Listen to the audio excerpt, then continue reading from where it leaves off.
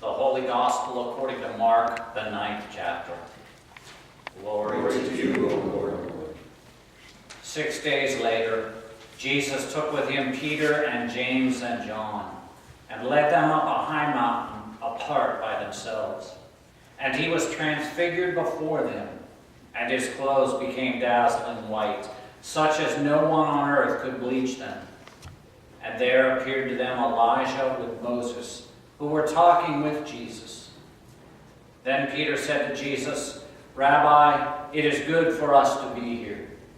Let us make 3 dwellings, one for you, one for Moses, and one for Elijah." He did not know what to say, for they were terrified. Then a cloud overshadowed them, and from the cloud there came a voice, "This is my Son, the beloved. Listen to him." Suddenly, when they looked around, they saw no one with them anymore, but only Jesus. As they were coming down the mountain, he ordered them to tell no one about what they had seen, until after the Son of Man had risen from the dead. This is the gospel of the Lord. Praise to you, O Christ. Please be seated.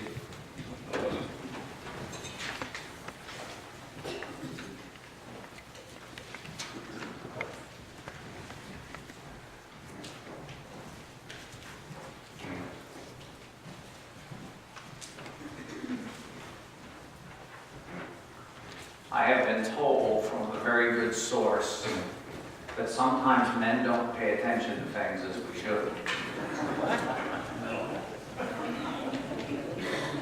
It is true. It is very true. I found that out once when I was a volunteer firefighter. I remember that we had just promoted up a line officer. It was probably one of his first hires. And so he jumped up in the command seat up front of the engine, sitting next to the driver. I was in the jump seat behind him. And this guy knew the territory pretty well. But like I said, he was kind of new. And so I remember sitting there, and I was getting dressed, and I'm listening to him on the radio with Mill Creek at the time. It was fire control. And he said, "Mill Creek, are you sure that's the address?" And they came back and said, "Yes, that's the address we've been given." He says, "Well, I don't think that address is right. It doesn't sound right. We're already in that block, and we've already passed that address. Are you sure that's the number that was called in?" And fire control came back and said, "Well, yes, it is." And he says, "Well, then I don't know where we're supposed to be going." And so I punched him on the back of the helmet, and I said, "You see that fire and that smoke up there? I'm going to guess that's where we're going." You see, sometimes we don't see things that are right in front of us because we're focused on other things. And I think that's one of the reasons why Jesus took his disciples, his 3 disciples, up on that mountain. You see, you need to understand that he took them up that mountain pretty much towards the end of his ministry. That those same disciples had seen him feed the thousands of people. He had seen, or these disciples had seen Jesus heal the lame so that they would walk again. He had seen Jesus open the eyes of the blind. He made the deaf hear. He raised someone from the dead. He walked on water. He calmed the storm. And still, they didn't know who he was. It was so obvious. It was so right in front of their face, but being guys, they just couldn't understand. And so Jesus took them up that mountain. And there it is that I think they finally understood what was going on. You see, when they got to the top of the mountain, Jesus was not there alone. Rather, they saw Moses and Elijah. Now, when I read through this when I was younger, I thought, did they have signs? Did they have tattoos? How was it that they knew this was Moses and Elijah? Well, I got to believe that if Jesus is being transfigured, if he's glowing white as ever can be, if this is being revealed to them, then obviously other things are being revealed to them as well, and they would know that these two people are indeed Moses and Elijah. And for them, it would be a big deal, because Moses was the one who brought the law to the people, that he climbed that mountain, and he came face to face with God. And when Moses came down that mountain with those tablets, nobody could look upon him. His face shone so bright he had to wear a veil. And he was the only one who ever came face to face with God and lived. And so there is Moses, the lawgiver, and they know who he is. And then they see Elijah, the greatest of the prophets, it is said. And we have heard through our studies that in Isaiah and even Micah, it is said that the Messiah would not come, the Messiah would not appear until Elijah had come back. So having Elijah on top of that mountain, that had to start triggering a few things. But having Moses and Elijah there, they could clearly see that Jesus was the one who came to fulfill both the laws and the words of the prophets. That he was the one, that he was indeed the Son of God. And if that was not plain enough for those three guys up on that mountain, soon there was this cloud, and they were terrified, and of course they went face down. And from this cloud they heard the voice of God. "This is my Son, the beloved. Listen to him." There could be no doubt. And they knew it at that point. You see, they were terrified because they believed that if they looked upon the face of God, they too would die. And so they were terrified. And so they were face down counting how many blades of grass were below them. They probably did that 100 times before one of them had enough courage to raise their head, and they found that Moses was gone, Elijah was gone, Jesus was just Jesus. And they said, "Come on, we're going back down the hill." For that brief second, heaven opened, and they saw the true God standing in front of them. They got to know that this was indeed the Son of God, and that he came into the world for a reason. It was a reason much different than they thought, because Jesus was the one who was telling them that the Son of Man must be crucified and must die. And then he will rise again. And until that time, do not tell anyone what you have seen. It seems like an odd thing, and yet I know there was a reason for that. You see, I believe on that mountaintop, not only was Jesus transfigured, but I believe those disciples began their transformation of sorts. That they went from just being simple fishermen, and yes, people who had witnessed some very incredible things, to being believers, to trusting in the Word of God, even though it didn't quite make sense, to knowing God's presence, knowing that whatever he said, that they could believe. And you know, transformations and transfigurations like that take place all the time. I remember when Vera and I were very young. I told you before, we belonged to a pretty big church, and we were asked to teach a confirmation class. Big mistake. As I shared with you many times, I tried to get out of confirmation class when I was in it, so much so we set the clock ahead a half hour every time, knowing that our pastor wouldn't catch that until it was time to go, and then he'd send us on our way. And of course, Pastor Joyce was the interim pastor at that time. He said, "No, that's exactly why I need you to teach this class. And by the way, there's 28 kids." And so at my request, we got our own room. We had our own key. We had to clean that room out. I got permission for the kids to paint the room whatever color they wanted to paint it. However, I made them reserve a couple walls. One wall they had to paint different symbols that I had for them. They were all symbols of faith. And the nice thing is, while we were painting them, they got to ask, what are these? And so I got to answer those questions. On the other wall, we painted clamshells with water drops. And each clamshell had a birth date and a name on it. And every time it came to one of those weeks of one of those dates, we would light a candle and we would celebrate the baptism of whomever it was on the wall that day. But that's not the transformation that I want to talk about, even though it did help in some ways. The transformation I'd like to talk about is of those very same people who, on the day that Vera and I walked into that class and we said, we've got a new project for you guys, and they were like, great.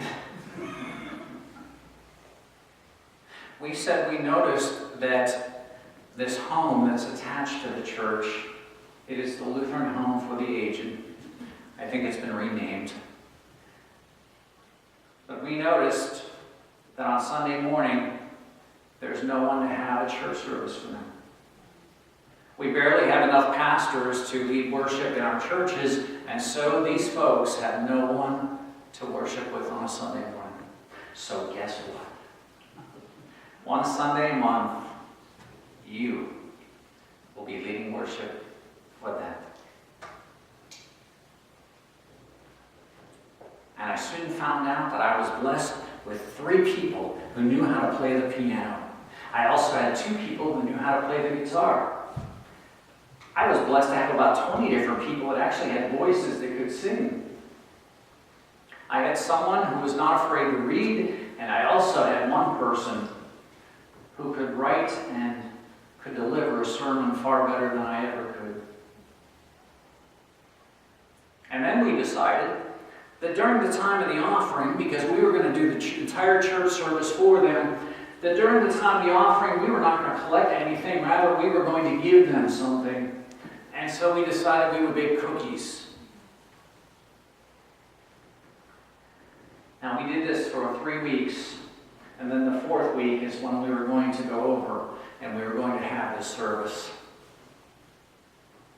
Well, that first week, that was pretty rough. And we started talking about it, and it boiled down to this. They were afraid of old people. They really hadn't had much contact. Other than with their parents and maybe some of their grandparents, they really never spent a lot of time with old people, and they were afraid. And they had all sorts of fears that people that age might have. What if we mess up? What if we sing out of key? That was an easy one to answer. They may not hear you. But better yet, I will guarantee you this. The moment they see you there, they will not stop smiling. I can guarantee you that.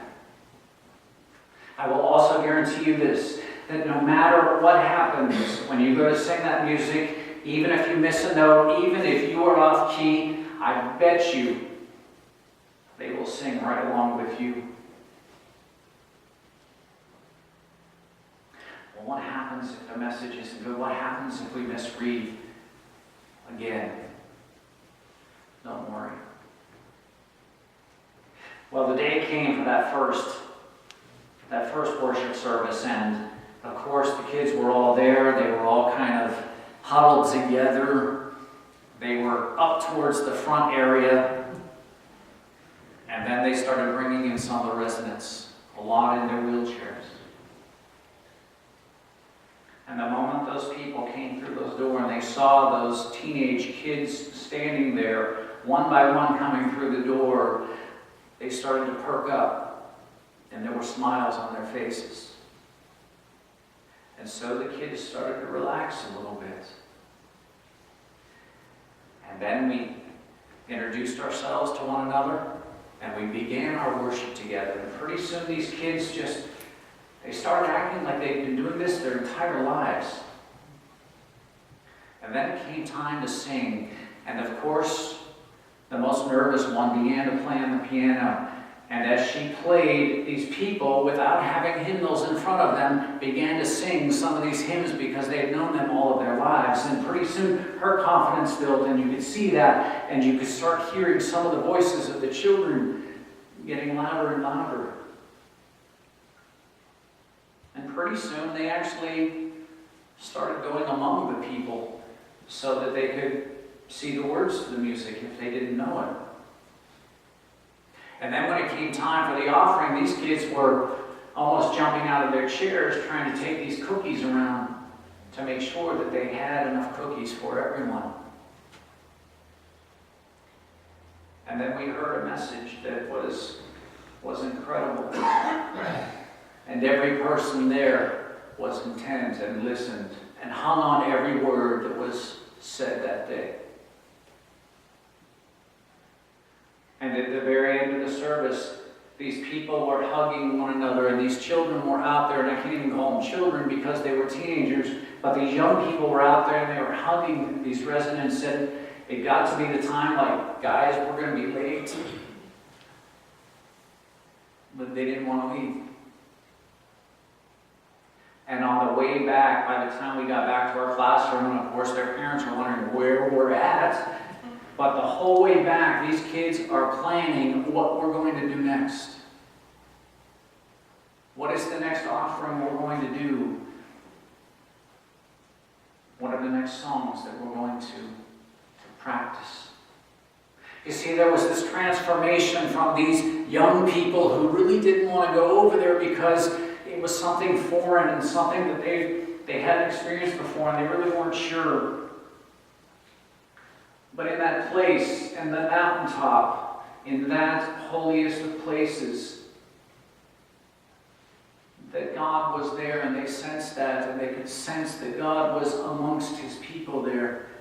And pretty soon it became a place of worship, a place of joy, a place where there was no fear, a place where everyone was just one. And not only could they not wait until the next time that they got together to worship, that some of those students actually asked their parents if they could go visit the residents during the week. And they formed a bond of friendship. That God transformed those teenagers who were more concerned about what was going to happen Friday night or what was going on in school the next morning into caring, loving kids that wanted to have that connection with these older people. We've run into some of those young people now that are actually a lot older, and they have families of their own. And usually the first thing they will say to us is, "Do you remember when?" You see, that's transformation that happens in life. And that is transformation that happens when you experience the presence of God in your life. And when you are open to that experience. And when that experience changes you and you know you've been changed. And you don't want to go back to the old way. That yes, you know you have to come down from that mountain, but that doesn't mean that you have to be the same as when you went up. But rather that you can be changed by that presence of God, and soon your life is changed. It starts off in small ways, but pretty soon it becomes much different. So that you no longer want to be as you were, but you want to be as you know how God has seen you. And you want to be as God has revealed to you Himself. And you remember those days. And when the opportunity arrives, you share that story with others. You let them know how God came into your life, how God revealed Himself, maybe in a bunch of older folks. But He revealed Himself to you nonetheless, and You knew that you were standing upon holy ground, and you felt his presence, and you knew that you would never be the same again. And you share that story with your friends who may not believe you at first, but who notice that there is a change in you. Who notices that maybe you look out for others that you might not have before. That you go out of your way for somebody who's older than you. That you start to care about somebody who seems to be ignored.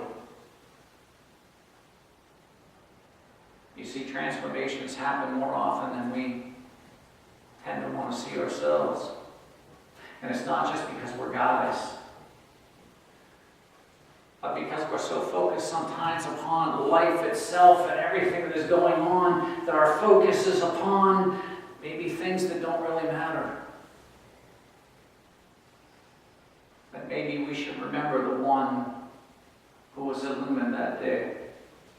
That our focus would better be served to be upon him and what he has done for us in our lives, so that we might share with others that glory of God. That as we have been changed in our baptism, as we have been transfigured in our lives by his presence, that we can go about and do his will in the world, and do so gladly. That we can share our story, our gospel, with whomever we meet, in whatever situation that we find them, trusting that God will make the time right, and that God will open the hearts and the minds of the person that we are with.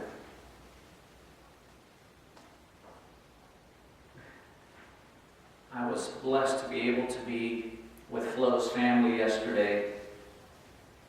And one of the things I did get to tell them was this, that number one, you always knew that if Flo was around, you were going to be fed.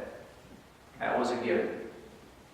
But more importantly than that no matter who you were at, if Flo was talking to you, you knew that you were the most important person in that room at that time.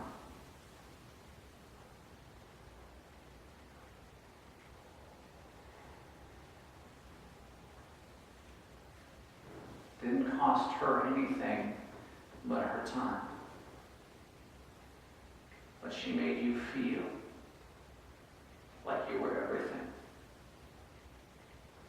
You see, by her spending that time with you, her focus was strictly upon you, not on anything going on around you, but upon you. And you felt special, and you felt blessed, and you knew that God was there with you too. Whether you were talking about faith or not, you just knew his presence because of her presence. And that is how we are called to be in this world. We are transformed. We are made new by God each and every day. And God calls us off the mountain so that we might be in the world, so that others might come to know him through us. That is our mission. That is our ministry.